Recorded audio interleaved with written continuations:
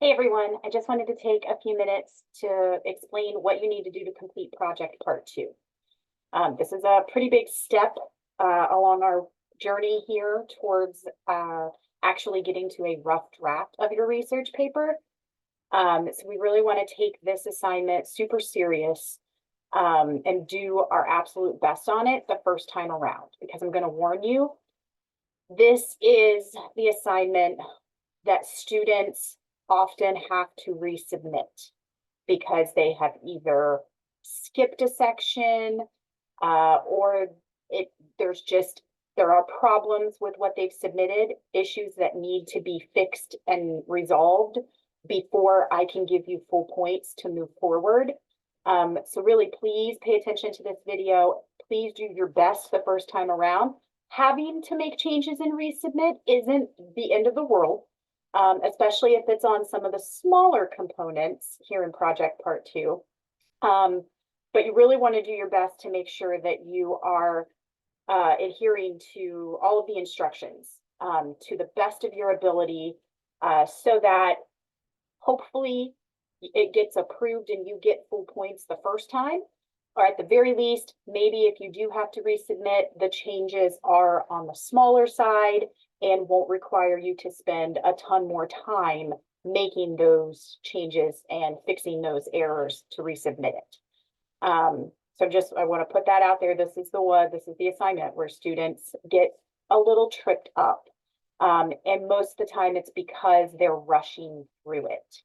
So I want to go through every step and make sure that you guys understand exactly what I'm looking for so that you can then do your best to meet those expectations and hopefully everything will be fine. All right, let's go ahead and share the screen here. All right, so first things first, this is a file submission, so you will have to complete this in some sort of document and then upload it with your submission. Your first option is, of course, to use the assignment sheet that I have attached to the instructions, the one I'm looking at right here on the screen. It is attached to the instructions. You can download that, save it to your device, and then you should be able to fill in all of the components. If you are unable to do that, and you need to sort of create your own file, that's fine. Just keep in mind that the only file format that I cannot open is a .pages file.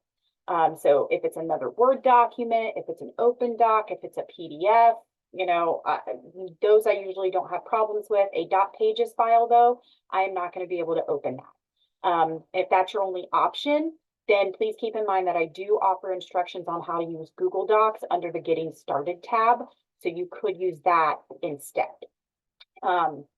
If you are creating your own version, please do your best to sort of adhere to the format as much as possible. Like, it doesn't need to look exactly like mine, especially when we get down here to step 3 with your sources. You don't have to have it in this table format, but I need to be able to clearly see where step 1 is, where step 2 is, where step 3 is, and then all of the components for step 3. So just do your best to try to format it in a way where it matches up, pretty closely to how I have it formatted here in this document, but it doesn't have to be exact. All right, so next thing to keep in mind is remember that, this is a mandatory component. You have to submit it in order to access the assignments in week 5. You have to receive full points on it in order to move on to project part 3 in week 6, right? So the sooner you can get it turned in, the sooner I can start reviewing it and give you my feedback, the better off we will all be, right? So let's take a look here. Project part 2 is all about your thesis and your support. So step 1 is nailing down your main points. So remember, the main points are literally the 3 or 4 specific ideas that you are going to focus on in the body of the essay. Your main points become your body paragraph. So for example, if you chose the topic, what are the causes of nursing burnout? And let's say the 3 causes that you have decided to focus on in your essay are long hours, emotional toll, and lack of support. those are your main points. That's what you're going to write here on these lines. Main point 1, long hours. Main point 2, emotional toll. Main point 3, lack of support. Let's say you chose, does inadequate nurse staffing put patients at risk? Let's say you've decided to focus on 4 risks. So you're going to have 4 main points. And the specific ones that you have chosen to look at are, falls, bed sores, infections, medication errors, right? Those are your 4 main points. So you'll list falls here for main point 1. Main point 2 is bed sores. Main point 3 is infections. And then you'll have to add a line for main point 4, medication errors. I would not go more than 4.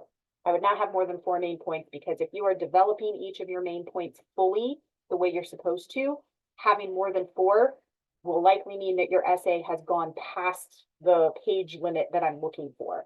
I really don't want it to be more than 5 pages. Most of them are usually about 3.5 to 4.5 pages, and that's good, right? 3 seems to be the magic number. You usually can't get a good essay with less than 3 main points.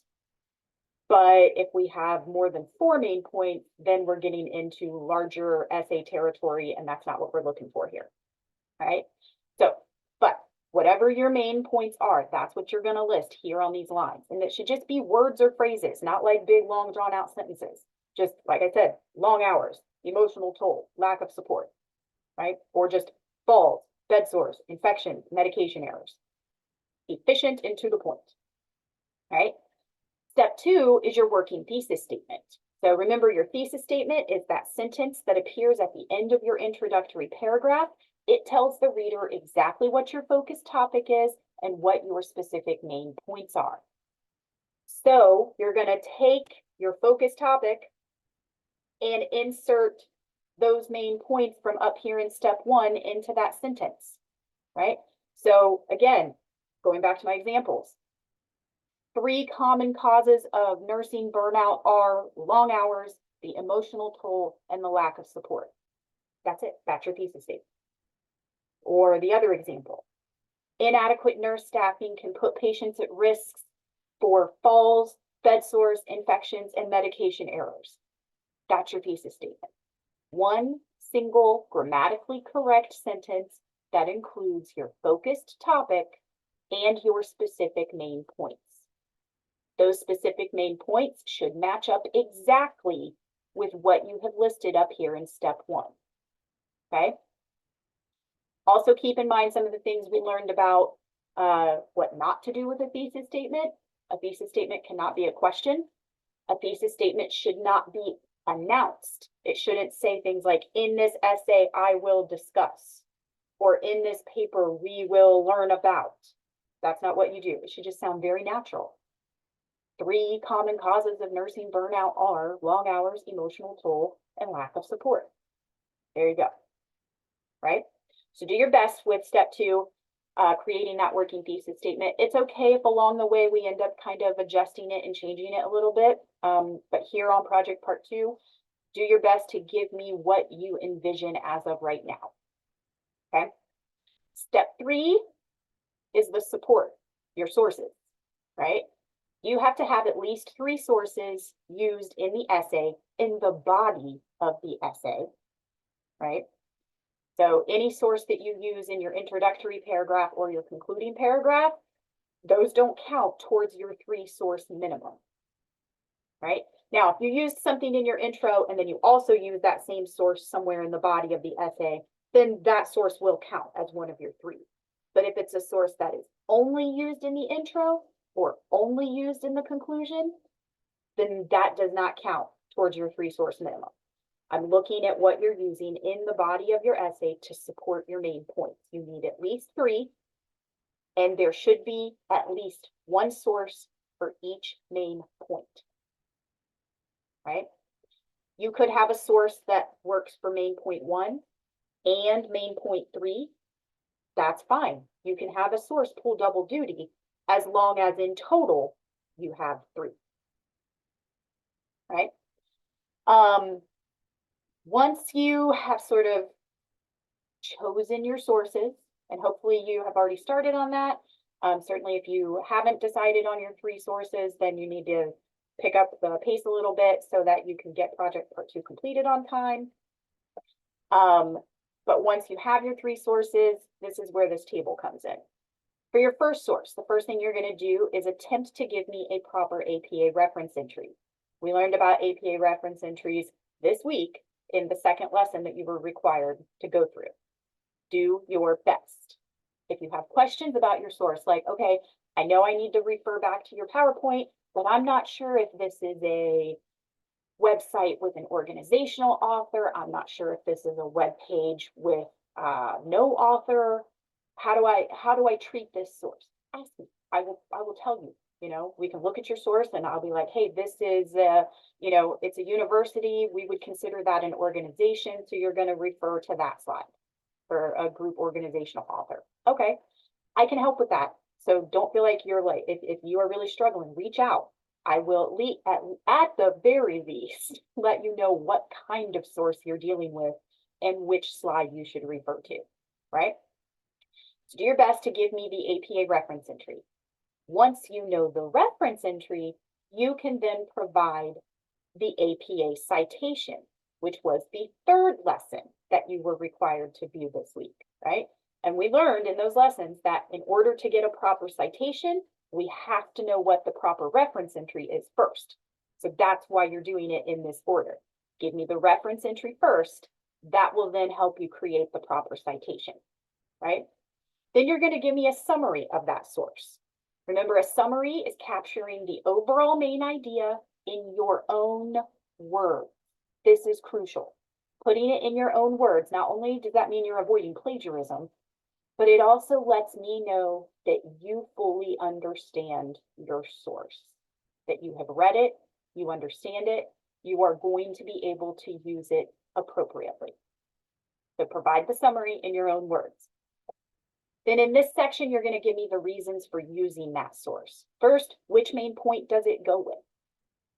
Second, what specific information are you going to use from that source? You can put a quote in there if you want, like, I'm going to use this quote. You don't have to do that, though. You can just say, you know, this source talks about specifically what can happen when nurses are understaffed and why that puts patients at risk for falls. You know, or there's a study done that discusses this. Just tell me in as brief a way as possible what specific information you're going to use from that source. Okay. So that's what you do for each one. Source number 1, reference entry, citation, summary, reasons for using the source. Source number 2, same thing. Source number 3, same thing. If you end up having more than 3 sources, you'll just repeat that for the 4th source. I wouldn't have more than 4 sources. This is a small paper, and remember, 80% of it should be based on your own ideas and words. We are only using the sources minimally to help support our own ideas, and really just as a way for me to check where you're at in terms of incorporating source material effectively and using APA format properly. The sources are the supporting cast. You are the star of this show. So the star of the essay are your ideas on your topic, okay?